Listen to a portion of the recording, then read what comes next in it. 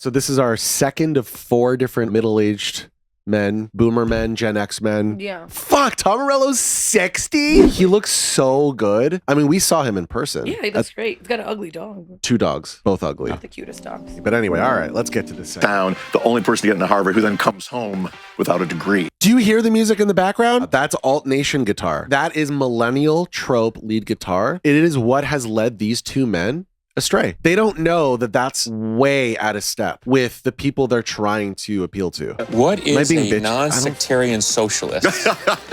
It's an answer you have to give to Guitar World. Tom Morello's wearing an Eagle shirt, just pointing that out. When they try to hem you in. Were you attracted to women in Renaissance garb? Much more so than in real life. Rage Against the Machine is like the ring in Lord of the Rings. It drives men mad. It drives men mad. Billy Corgan laughing like that. It's not good. Also, it feels so uncomfortable. It's very uncomfortable, and many disastrous choices in the bad Billy Corgan era. And jump right into the deep end. I hate the room too. Do you view the entire? It's honestly the least offensive thing to me. You know what? It is the least offensive thing, but I'm upset because it doesn't fit the vibe. Stop trying to give me the. Well, he wants to be a vampire. I know he's really trying to. The world is a vampire vibe. He's really leaning into it through the prism of Star Trek. Like many Trekkies do? No. I would say that Star Trek harmonized with suspicions that I already had about how the world might one day be. You know how the Trekkies are. Yeah. Sure. That everything. So I got to ask you one of these cheesy kind of questions. So. Yeah. Man, they didn't fucking divide this episode into fucking. Because it's for old people, so why would old people care? Into chapters? Yeah, time code that shit, bro. Old people wouldn't care. Old people aren't interacting with YouTube in that way. This is one of the shows that's on Howie Mandel's network, by the way. That makes sense. Why is he asking what Star Trek character people... He's just trying to butter them up a little bit so he can get into the deeper, juicier stuff. It's a common interviewing tactic. Yeah, but the buttering up, couldn't we put some Old Bay seasoning in the butter? Yeah, but he was way worse. With Gene Simmons, it was so cringe, bro. Because I was actually recruited out of high school for political science.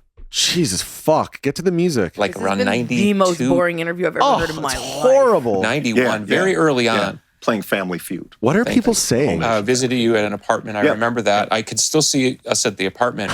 Despite all your rage, you still look really good for your age. That's so said, cute. Oh, come meet this guy. And so we've known. Are they talking about Tom Morello or Billy? Talking about Billy. Each other that many years. When you did, say, burst on the American consciousness as Tom Morello, you were pretty fully formed. Yeah. You know, that's true. That's a good point. Walking wreck in progress. You seem to be like. Yeah. Okay, that's a misnomer. First of all, when Billy came on the scene, he was basically a fully formed Billy Corgan. Was Gish their best album? No, but whatever. They made their best album on their second album. And after fucking 2003 or something, Billy Corgan went down the tube skis as far as... Again. Yeah, so, and he doesn't know that. He's under the illusion that he's still making great stuff. And he doesn't see that his production choices are lifeless, much like Dream Theater. Well, because they're just surrounded by yes men and corporate interests, right? Corporate interests start to make your production lifeless. I'm convinced of it. When you go to the highest levels of the music industry or any part of the entertainment industry, you get SNL, you start getting it gets so watered down. You get watered down by the money and the influence. Yeah, you're just like, I don't know. As long as I make something, they're giving me a lot of money to make it. I feel like Radiohead and Radiohead side projects are the only band on that level that I can think of quickly where I'm like, they're the only ones that haven't bent to the will of Apple or whatever. Right, to these forces. Yeah. You got to give it to fucking Tom York and the Greenwood brothers. I know you're not a Radiohead person, but like from like a creative standpoint, like you really got to give them credit for being able to weather that storm for that long. Think about the forces they're up against. You got to give Radiohead that. They got chutzpah. Death Grips have chutzpah. Death Grips are done. Do you know that? Death Grips are done? No. They're done. They're arguably the best or most influential group of the 10s. Sure. Yeah. One of the best. One of the most influential. Definitely very influential. Yeah. Strong discography, I would argue. Yeah, I mean, they did do something fresh. Nothing really fresh has come out in the mainstream like that. Well, and they revitalized like new metal or like rap metal or like fusing rap with industrial and post-industrial and making it cool again. And that was kind of a precursor to like the Y2K vibe. being cool again. There you were. I mean, both the band and sort of personally, I was pretty crystal clear about it. Sure, but I think what's interesting is that doesn't just happen overnight. No. I mean, the thing about working at the senator's office, it was the only job I could get. With my Renaissance Fair resume, I mean, I could juggle, but I couldn't. I'd never worked retail, so I couldn't be hired to sell. All right, but it makes sense because it tells me that they just sort of took away part of you. It's not like you hadn't figured yourself. I like him talking about his Renaissance job, like fair job. It's giving like Ira being a dishwasher. Like, okay, I guess we technically happened, but that was many moons ago. And I actually like those stories better than Tom Morello's stories. I still hadn't in time, but I was more Nuno Betancourt than Andy Gill. Do you know who Nuno Betancourt or Andy Gill are? No. They're guitar dorks for guitar dorks. Okay. They're both guitar dorks. Steve I? Yeah. That's the good job, Buttons. That's the only one I have. It's the same kind of lexicon. I pulled it out for you. Pull it out, baby. I wanted to let you know that you know things. I know some men. Stuff. You know senior citizen, het, cis, white men. Whitman. Whitmans.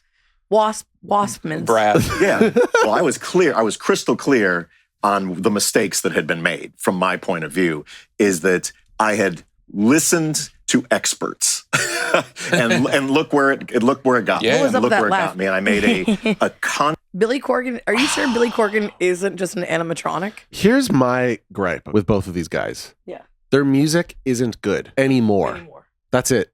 That's the whole beef. Do you think if their music was good, we'd feel very differently about this interview? Do you think we'd be coloring it in like a kinder light? I think it's paired. You have to pair the two like wine and cheese. If Tom Morello put out something, we were like, damn, this is powerful. It's really great. We wouldn't be as flippant about like, yeah, Renaissance Fair. Yeah. It's true.